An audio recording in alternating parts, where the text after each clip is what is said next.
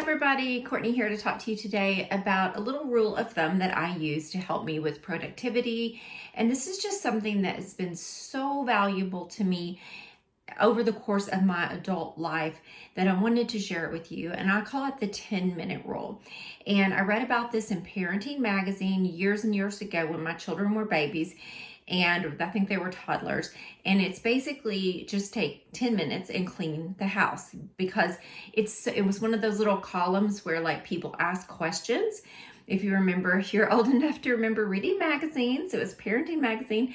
And it was like, it's so overwhelming being a parent of multiples. I had 3 at the time, that sometimes it just feels hard to get things done, and we tend to procrastinate. And that could be exercise, reading, work, chores, whatever it is. And so we would just all take 10 minutes and do a family cleanup. And as the kids got older, when they were really little, I had a little song that I would sing to them from a show that was popular called Barney. It was like, clean up, everybody everywhere. Which, by the way, if you have littles, transitions work really good when you sing. That's my background, early childhood education, birth to 3. So kids do really hard time with transitions, and so do we. Sometimes just interrupting that pattern of transitioning from doing one activity to the other. So I'll give you an example, whether it's 10 minutes of reading, 10 minutes of exercise, 10 minutes of doing a chore. Last night, I was just spent. It's been a really hard month. We own a roofing business, and we had an unprecedented hailstorm that, like, right now we have 162 roofs today to do, and we cannot get them done because it won't quit raining because of this El Nino. We're having a super El Nino. It's hot as Hades here. It feels like the jungle. The guys are working as much as they can, but we don't want to overwork them. So it's just been really stressful. Then my children both had babies. My mom's car was totaled, my son's car was totaled, and they both are financially strapped. So we helped them. And then my husband's truck, the windshield got broken in the storm. And so it's just been a lot to deal with. I sold my car to my mom. A deer hit my car. I just have been feeling like I can't take one more thing, right? So and that's not even, my daughter's in the hospital right now, but she's going to be okay. She had an infection and she's getting better. So when I got home last night, I was so mentally tired. And mind you, my only work right now, I'm not teaching until next month, is that I'm helping my husband with our business and taking care of my family. So I was just running around like a chicken with my head cut off. And I just wrote down on a paper, what is it that I feel like I need to do tonight? I needed to clean the kitchen. I needed to feed all the animals. We have a lot. I needed to do a little bit of laundry. I needed to tidy up the house. And I can't remember what else it was. I think I wrote down walk for 10 minutes. And I added it all up and it came up to like an hour. And so anyway, I set the timer and I cleaned the kitchen for 10 minutes. And to my surprise, it was almost completely clean when that 10 minutes is over. I'm always surprised at how little time it actually takes to do something that we put off.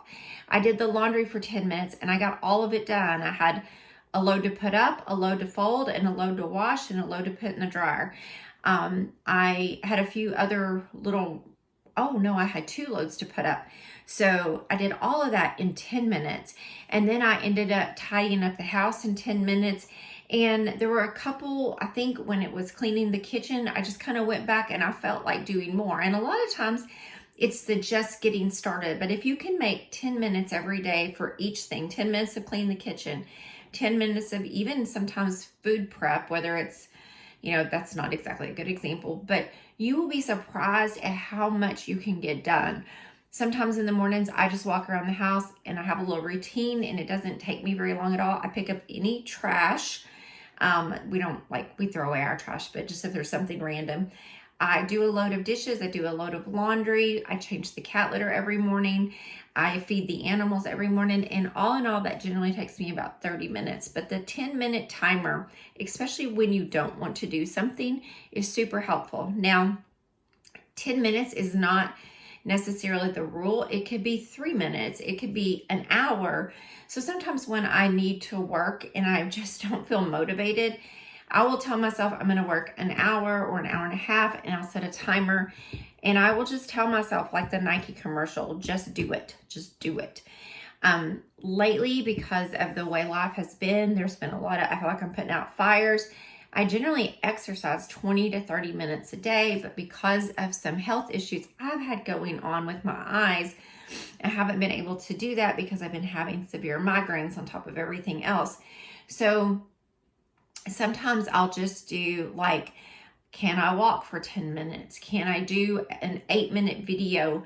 Because I look at that in the span of a month. If I exercise 10 minutes a day, every day for a month, that is 300 minutes of exercise. That is 300 divided by 6 is 5 hours of exercise a month.